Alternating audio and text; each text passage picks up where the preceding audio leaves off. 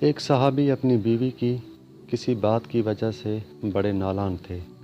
وہ صحابی سوچنے لگے کوئی ایسا طریقہ ہو کہ اپنی بیوی کو سبق سکھایا جائے۔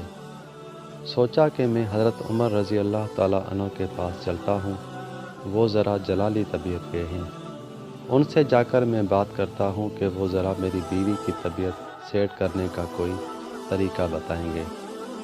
چنانچہ وہ حضرت عمر رضی اللہ تعالیٰ عنہ کے پاس آئے۔ جب وہاں گئے تو کیا دیکھتے ہیں کہ حضرت عمر رضی اللہ تعالیٰ عنہ کی اہلیہ ان سے پردے میں بات کر رہی ہیں، مگر بات کرتے ہوئے ان کا لہجہ اونچا ہے اور وہ تیزی سے بات کر رہی ہیں، اور حضرت عمر رضی اللہ تعالیٰ عنہ ذرا تسلی کے ساتھ کھڑے ہو کر ان کی بات کو سن رہے ہیں۔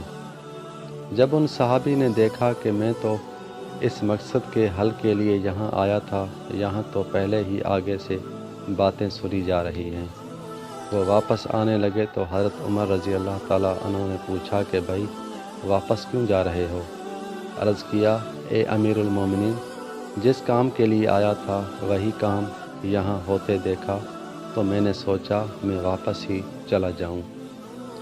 حضرت عمر رضی اللہ تعالیٰ عنہ نے بلایا اور کہا کہ دیکھو، یہ میری بیوی بھی ہے، میری ہر ضرورت کو پورا کرتی ہے، میرے لیے باعث سکون ہے اور میرے لیے باورچن بھی ہے۔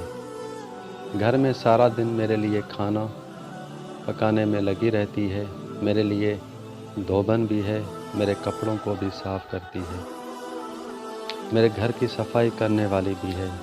جب یہ گھر کی باورچن بھی بن جاتی ہے، دھوبن بھی بن جاتی ہے، اتنی قربانیاں میرے لیے دے رہی ہیں، تو کیا اس کی بات میں تحمل مزاجی سے سن نہیں سکتا؟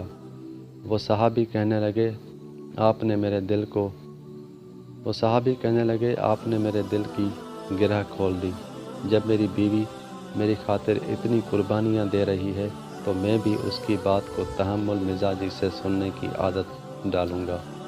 سبحان اللہ۔ مردوں کے ہاتھ قابو میں نہیں ہوتے، عورتوں کی زبان قابو میں نہیں ہوتی، اور یہی چیز جھگڑے کا سبب بنتی ہے۔